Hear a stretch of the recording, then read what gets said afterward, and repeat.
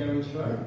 So, well, good evening to all of you again. And so let's pray for Mary. Yes, Lord. In everything that happens to us, Lord, we know that you're still in control. I pray, Lord, that you will give peace and comfort and assurance that you never fail to our sister Carrie. And we're praying, Lord, that those people who made this, Lord, will soon realize, Lord, their sinfulness. And this thing, Lord, will later will be a point of praise. That there will be a turnaround, Lord. That you are really still in control of our lives, of the city of Armidale. And Lord, we are just praying, Lord, that despite of what's happening, Lord, we can find joy in you. Because that joy cannot be taken by anyone.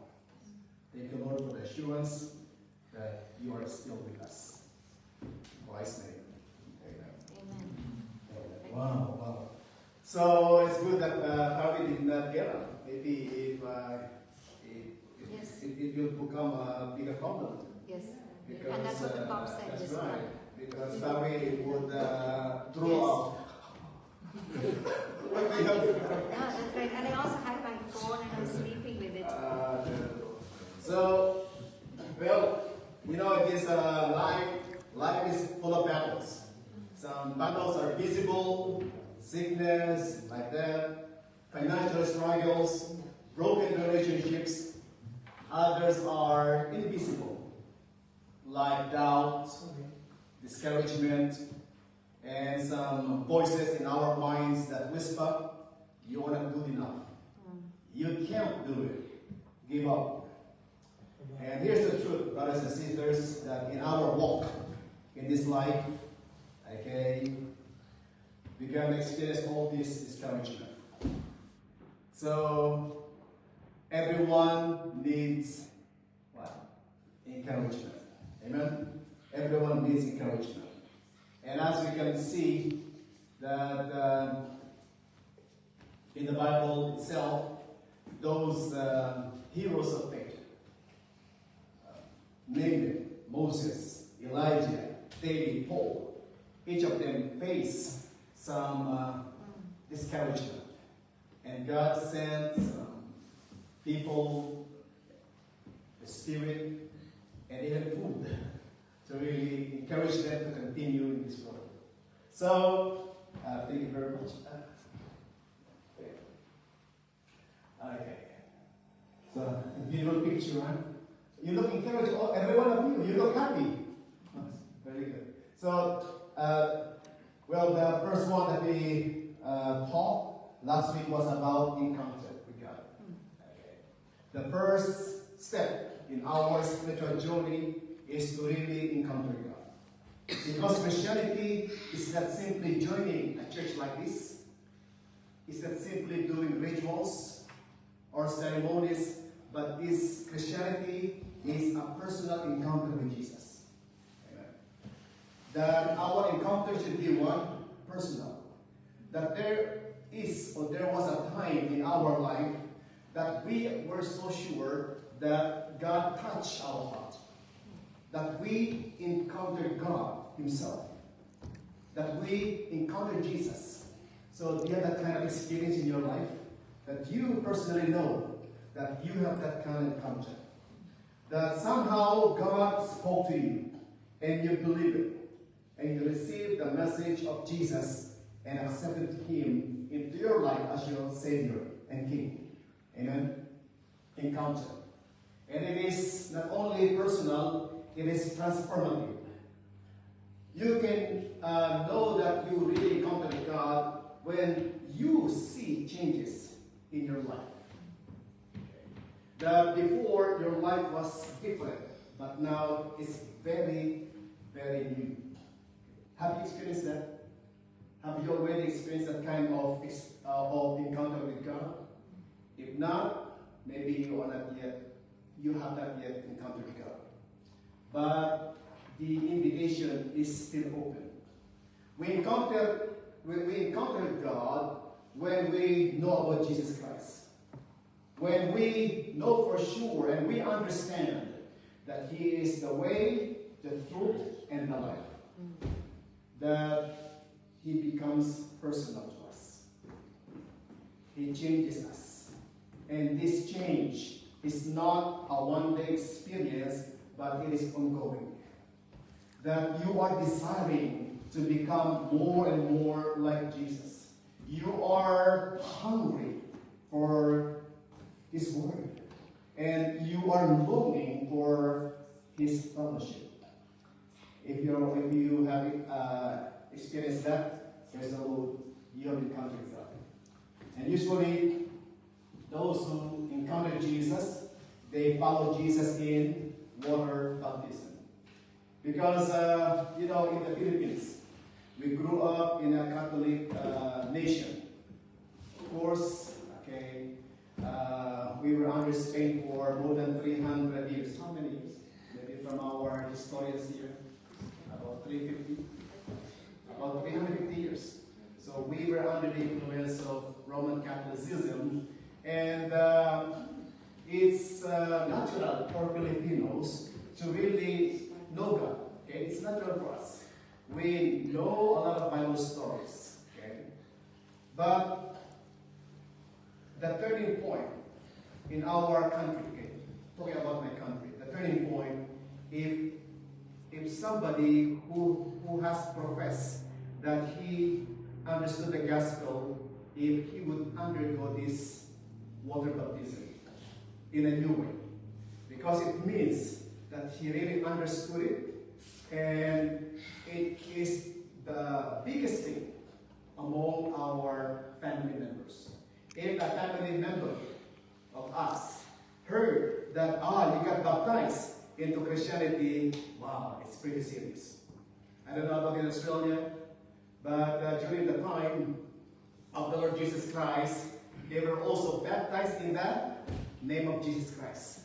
So water baptism is a very important step in really telling the world that you have encountered Jesus. So if you haven't done it yet, okay, approach Pastor Edna or me, or anybody here if you're willing, and we will give you some lessons. Next one is encouragement. Okay, so we encounter God, we encounter Jesus, but this is simply the start of our journey. And I've chosen this word encouragement, you know why? Because encouragement is the environment where we can grow as a believer. You know, we cannot grow in Christ likeness. We cannot really reach our full potentials without encouragement.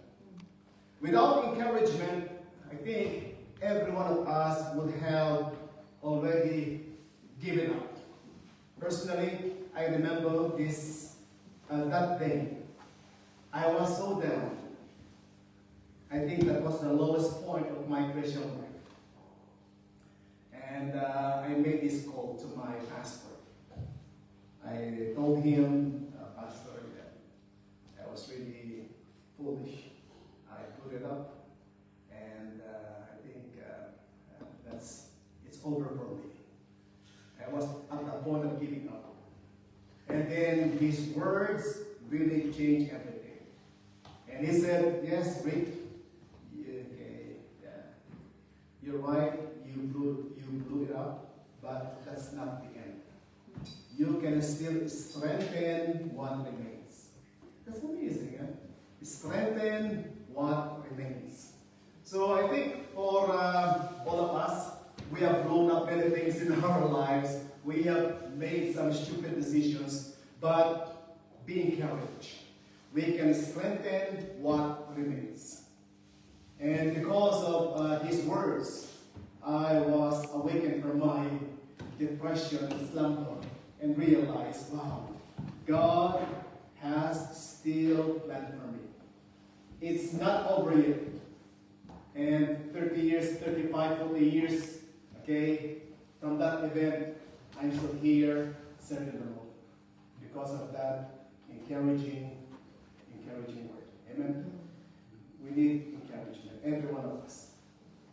We need encouragement. So, like the Apostle Paul, let's read together. Okay, this one. Let's read. Therefore, encourage one another and build each other up, just as in fact you are doing. The best thing that we can do to ourselves and to one another is to encourage. Amen? You know, brothers and sisters, we are not called to become critics of Christians. Okay? Yes, they make mistakes. Yes, okay, you've seen their lives. But, you know, it is above your pay grade. Okay? That's not our responsibility. That's the responsibility of God. Of course, there will come a time that we have to really correct brothers. But we're going to correct them. We're going to teach them in love. Okay? Our correction is also a form of encouragement. And actually, in my Christian life, I have been corrected many, many times by my mentor. So it's really good, okay? Correction that's really good. My mentor would confront me and really tell me what was happening to my life. And she would open the Bible, and we're going to read together. I would, in the first few minutes, I was so discouraged and kind of angry. You know, when you're being corrected, you're not happy. Are you happy? When you're being corrected, no. You feel some kind of, you're anxious. But after reading the Bible, after explanation, and after prayer, now, you learn more. So I think we need that kind of thing, okay?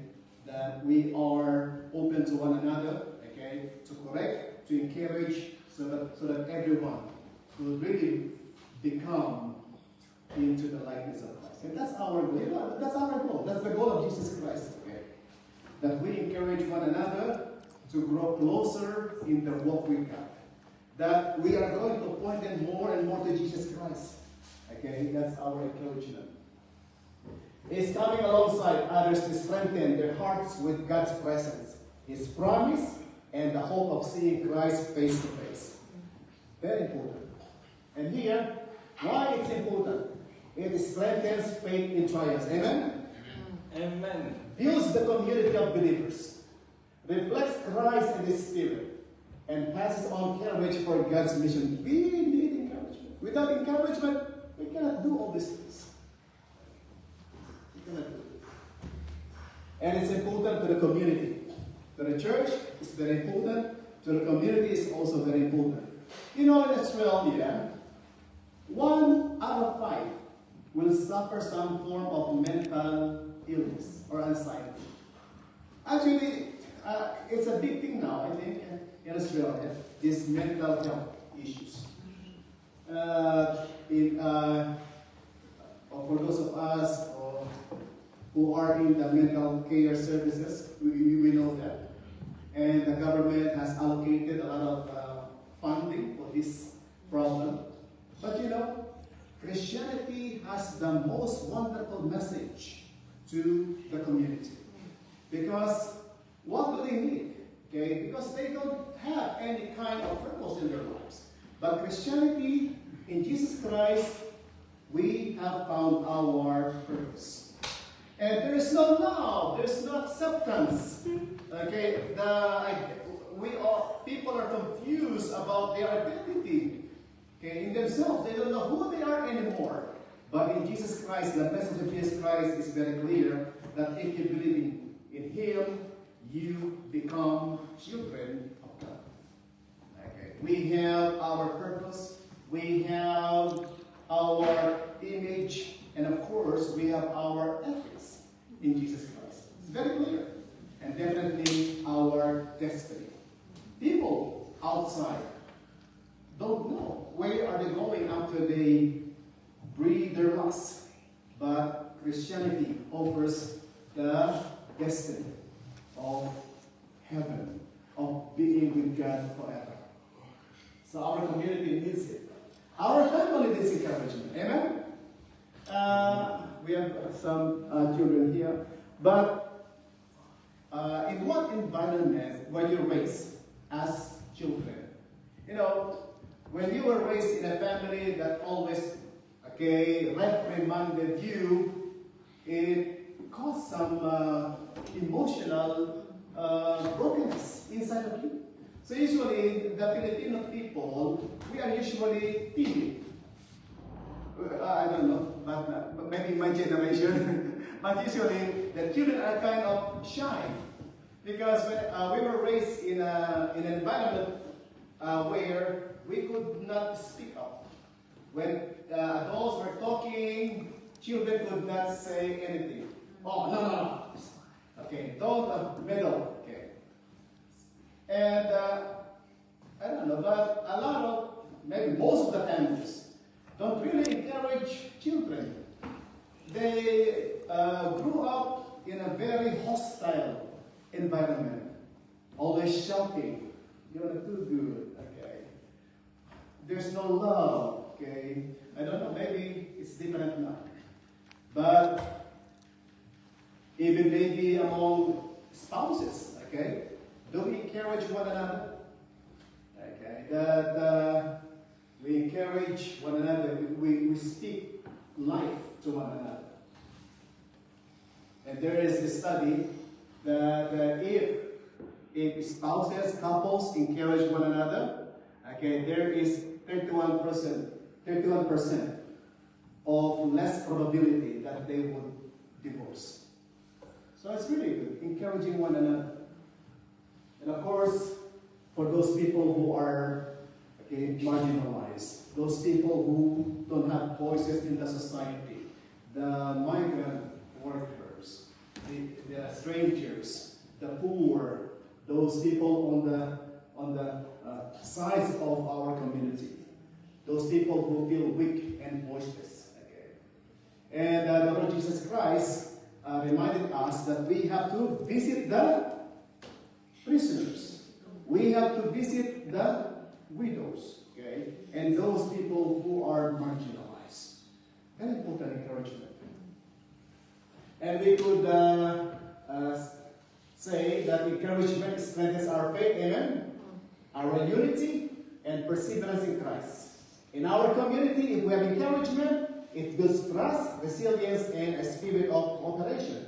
In family, encouragement nurtures love, identity, and generational hope.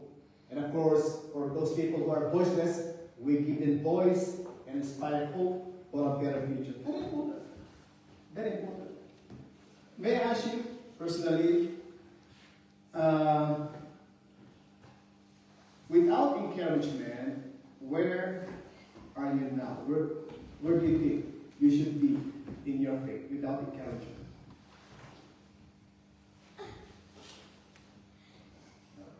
You okay? For me, it's very difficult.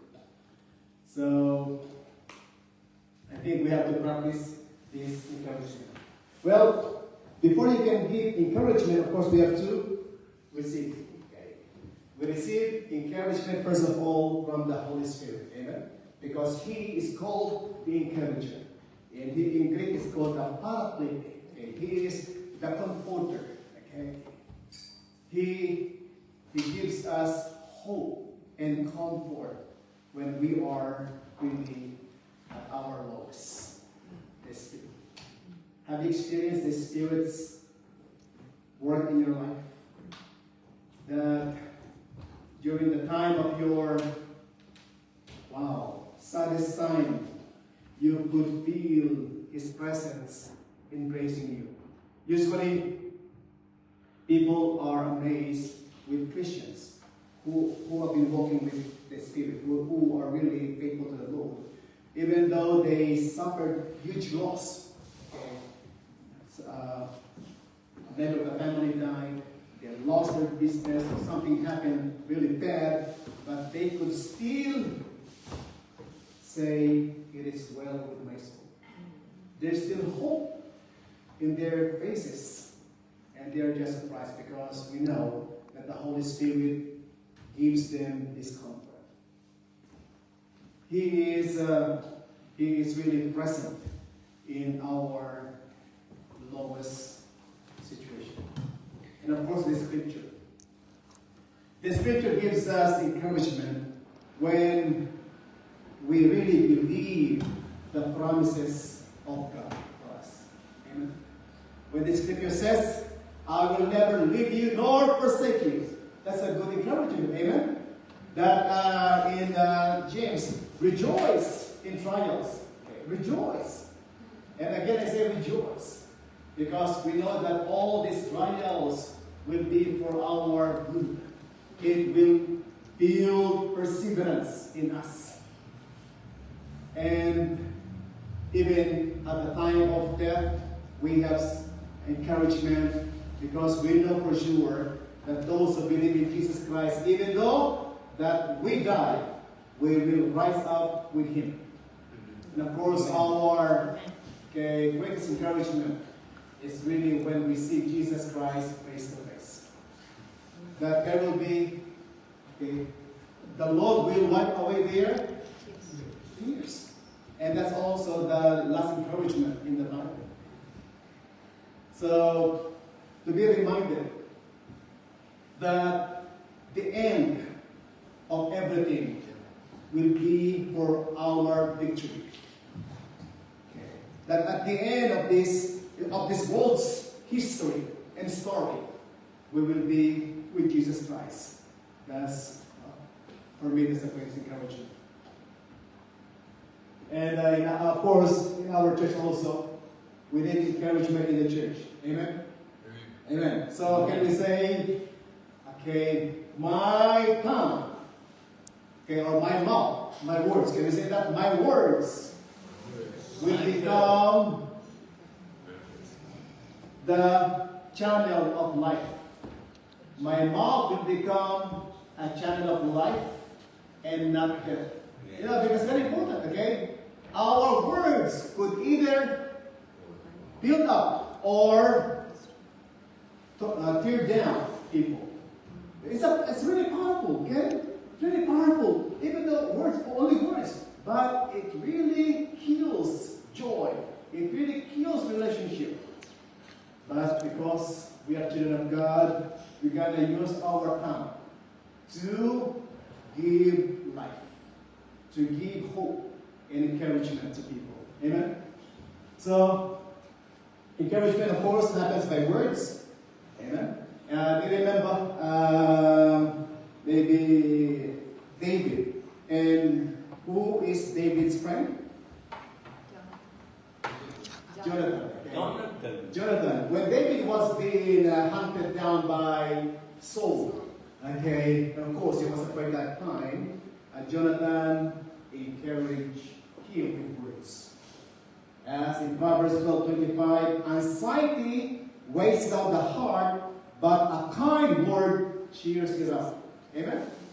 Okay, so, alright, can we say one encouraging word to your seatmate now? What good word can you say to one another? We are not lying, okay? We are pointing them to Jesus Christ, amen? We are just telling the truth and the lies, amen? It's not a flattery. It is the reality of what God has for everyone, amen? Amen. Let's say one encouraging word to one another, okay? Take the time.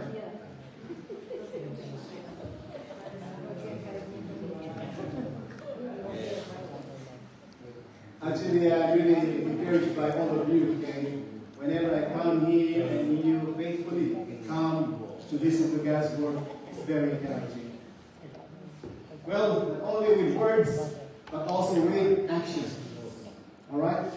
James 2:15 says, if you see a brother or sister in need, don't just say, go in peace. Meet the need. Real encouragement does something. Okay? So maybe a very good example was Barnabas, you know? Because during the time, a lot of new believers, a lot of people got converted, and there was a great need to feed them and to house them, accommodate them in the book of Acts. Of course, great need means they needed what? Money. And then Barnabas, what did Barnabas do to solve the problem or to contribute, okay, in solving the problem, he sold his property. He sold his property. Wow. To meet the needs of the brothers and sisters.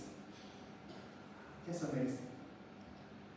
So he was called Barnabas as the son of encouragement. And the Bible says that because of that, no one in the fellowship lacked anything. Amazing. Because of that encouragement. Okay, everybody who needs money now. Are you suffering? Do you need some financial support? Or do you need somebody to clean your house? Okay, it should be action. Okay, so our faith is not simply words but action. So let's think about that. Okay, how can we encourage people with action? And of course, your presence. Amen. Presence. What does presence tell you? Okay, when you are in grief and then somebody visits you, what does it give you? Very encouragement. You like it. Just let's have some coffee. Let's have some coffee. Just your presence. Because your presence is telling the brother or sister, brother, you are not alone. Amen? Your presence is very important. Maybe in Australia, we don't need, money is not a big issue for many of you. Amen? I think so, because you are so blessed. Amen? This country is so blessed. But, the problem today is not about money in Australia, but presence. Okay? Time to be with one another. Amen? And of course, your prayer. Do you still believe that your prayers can change other people? Amen? Pray. Because, those discouraged people, those people who are in sorrow, why? They could no longer pray. Is that true? When you are in a really deep sorrow, somehow, and then troubles and doubts are in your heart, somehow you could no longer pray. But when a brother or sister comes and prays for you, somehow, your heart is also changed. And of course, in prayer, we are asking the God to really give the resources of heaven to answer the needs of our brothers. Pray. Okay. And then, of course, our challenges now, okay? Number one, let's read together. Break the habit of criticism. Okay, even one day. Start with one day. Try in one day. I will never criticize anyone or anything even one day. Just try it. Practice it. Okay? They have some mistakes. Just be quiet and pray for them. Don't criticize them. Is it not possible? Okay? So, family members. Okay? If you have some family members here, okay, let's remind one another, okay, we will not criticize for one day. Amen? Okay, look for the discouraged. Okay, look around. Who's discouraged here? Okay? Who needs some words of encouragement? I think our sick brothers and sisters, okay, need some encouragement. Amen? Maybe we need to encourage Paul. He is sick today. And also, a lot of people in Tamworth are sick. So, let's look for the opportunity to encourage. And encourage consistently. Amen? Not only once, but it becomes your habit. That whenever people see you, they feel already happy. Okay? There are people when you don't want to meet. Why? Because you know that whenever you meet them, they will just criticize me. But when you know a person who always gives words of encouragement, we're gonna do it until it becomes really part of our life. And of course, we encourage in truth, not lies, but we just give them the words of Jesus Christ, the promises of God. Okay? One thing that, and maybe here, one thing that we could do, okay? Daily quiet time, very important. Encourage ourselves first, receive from God, through the Bible, through the Spirit. Take time to write, encouragement journal, okay? All right, write down, okay, this week I will encourage Brother Michael. How? I will send him a verse, okay? Something like that. Or, let's ask Bernard. How could you encourage Michael? Oh, yeah, some words. He already gave me a hug. And then Barnabas had, what's Barnabas having? It's really being sensitive and aware of what's happening in our church, and then set some time to find those people and then encourage them. Without Barnabas, Paul would be maybe different, huh? Because it was Barnabas who accompanied Paul to the apostles. Because no one dared to accompany Paul. Because he was what? A killer. This is a killer. How could I? But Barnabas, a son of encouragement, took Paul and encouraged him to be faithful in the Lord. And of course, prayer partner. Do you have a prayer partner? Okay. And of course, our follow-up faithfully. That when we really know someone is in trouble, okay, someone needs some form of encouragement or help, we don't simply say, okay, I'll pray for you, but we consistently follow up. Okay. If they have really overcome their problem. Amen? So, well, that's all. Let's say, okay, from now on, we're gonna speak life, not death. Let your words carry the promise of Christ. Let your presence bring life. Let your actions reflect His love. And let your hope remind others that the best is yet to come. Amen? So, I always ask you for another 10 minutes. Is that okay? Sure. Because, I'm going to eat, I know. And it's Auntie Beth's birthday. 65th, wow! And I think she's preparing a feast there. But before our feast, let's form into 3 or 4, and then we have some discussion questions here that I will distribute, and let's talk about it.